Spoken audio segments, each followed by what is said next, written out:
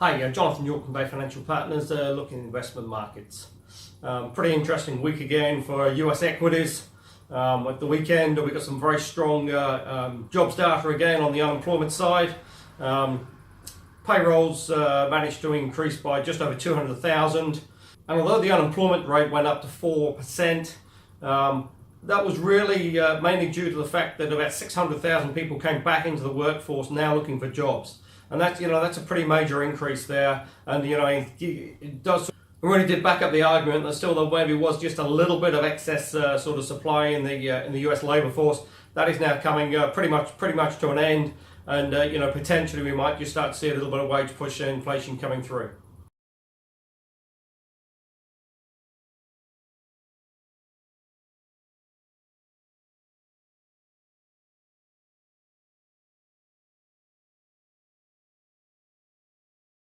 Added to which as well, we've got start of the earnings season coming through, and again, so far it's been so good. Market is up, around sort of just over 400 points since the close of business last Friday in the US.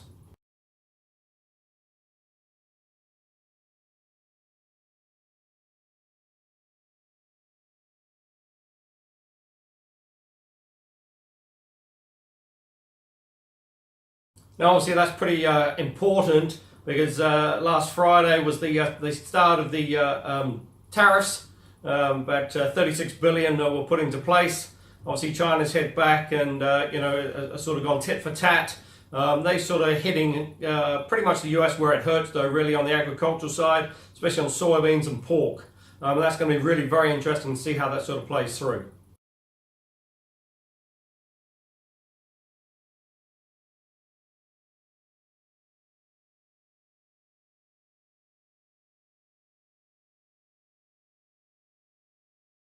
And again, it's sort of a strange irony, really, that a lot of the US farmers decided that soybeans was the place to sort of go this year, and a lot of the excess land that was being put to use has been planted with soybeans, just as they sort of hit record lows.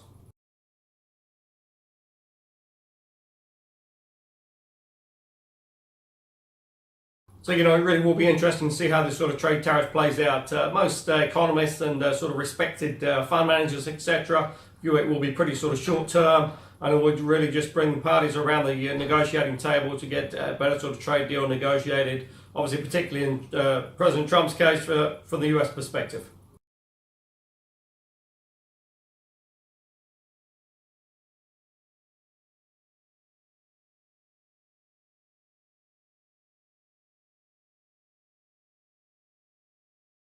President Trump is still, potentially sitting on anywhere between sort of 200 to 500 billion dollars worth of tariffs that he's talking about placing on sort of Chinese goods. I say it's just going to be interesting to see how this sort of plays through. Most analysts really do feel that it's just sort of the sort of negotiating chips, if you like, and trying to get both parties around the table to come up with a better deal, obviously from the US perspective.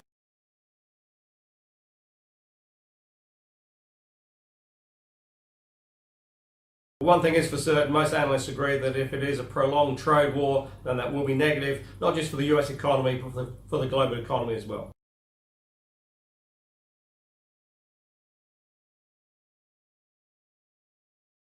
Certainly President Trump is playing a pretty high stakes sort of poker game, if you like, with the trade negotiations and the sort of trade tariffs and potential trade war, and you just hope that it will sort of all come to a sort of reasonably amicable solution. Rather than, say, having a full-blown trade war, which would be pretty disastrous for the global economy. I suppose really the big question is, does he really appreciate the pretty major implications that can have, not just for the US economy, but for the global economy?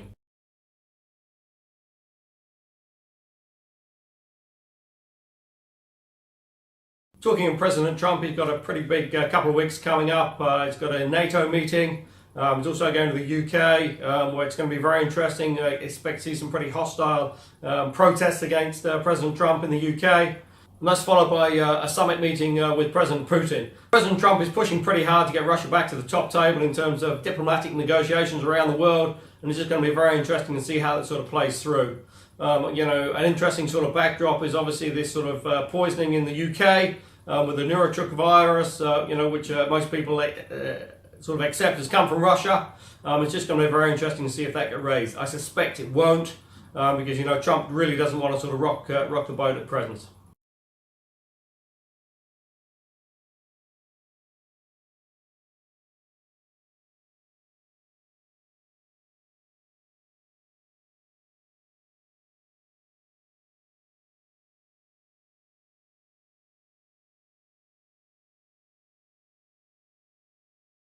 And all the time we're sort of ticking down towards those sort of midterms. And I say it could be very interesting to see how that sort of plays through, especially in the sort of Midwest sort of agricultural belt, where potentially at present those farmers are going to be struggling pretty hard. And it's just going to be very interesting to see the sort of support that comes through for the Republicans and obviously for President Trump.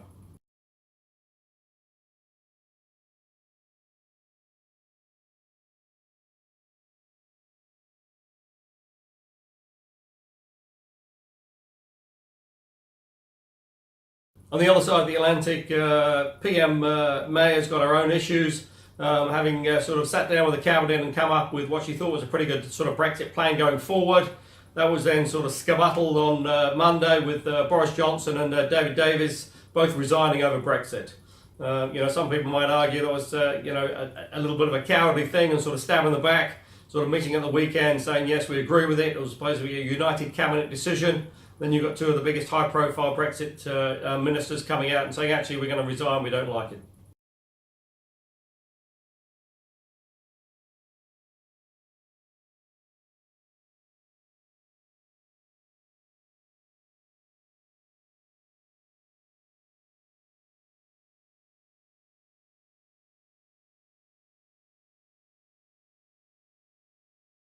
Prime Minister May is obviously facing some pretty tough competition out there, some pretty staunch resistance. There has been a little bit of talk even about a potential leadership challenge. If that was the case, that would really throw the UK into political turmoil, and all the time, let's say the clock is ticking down towards sort of Brexit in March 2019.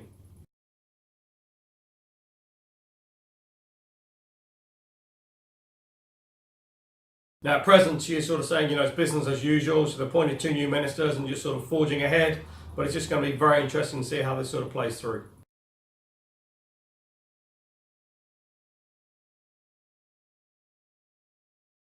One other interesting point is Donald Tusk from the EU has come out and even been talked about that potentially could the UK just cancel Brexit and just carry on. I don't really think that's going to happen. Prime Minister May said, we'll carry out the will of the British people after the referendum. But I say it's just going to be very interesting to see how this sort of plays through. And there's still a pretty big possibility that we don't actually have a Brexit deal come May 2019, and it's what's called the sort of hard Brexit, and then it really could be pretty messy for the UK economy.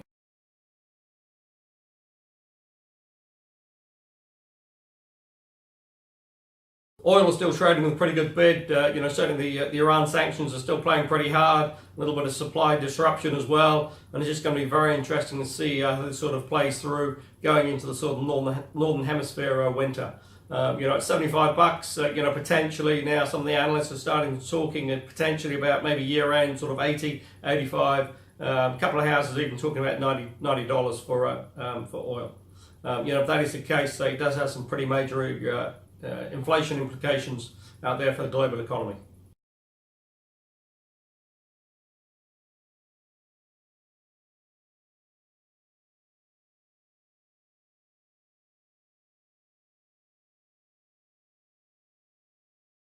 Here in New Zealand, the government's facing fresh sort of crises as well. They thought they'd sort of sorted out the nurses' situation in terms of their pay negotiations. That's now been rejected. And potentially we've got a nurses' strike coming through. Also, you've got the teachers who are unhappy, and some of the IRD workers and MB workers as well are sort of talking about potential industrial action.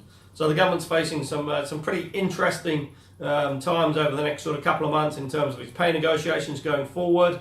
There's also a little bit of criticism as well on the sort of Kiwi build to try and solve the housing problem. Again, that's it appears to be just sort of trying to sort of put elastoplast over the major cracks. It's really going to take quite a bit of time, and at present, the proposals put forward don't really seem to be doing enough.